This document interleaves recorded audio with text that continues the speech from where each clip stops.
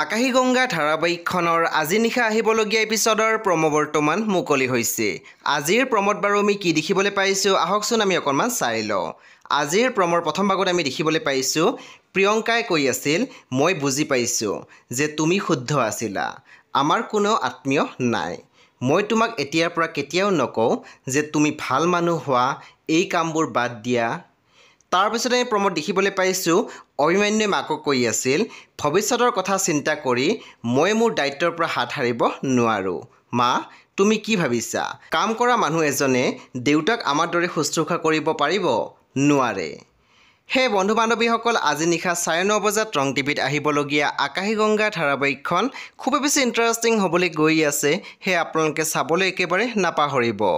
পৰৱৰ্তী আপডেটৰ বাবে আপোনালোকে মোৰ চেনেলটো ছাবস্ক্ৰাইব কৰি কাষত থকা বেল আইকনৰ টিপি দিবলৈ একেবাৰে নাপাহৰিব। আৰু প্লিজ আপোনালোকে মোৰ ভিডিঅ'ত এটা লাইক কৰি দিব।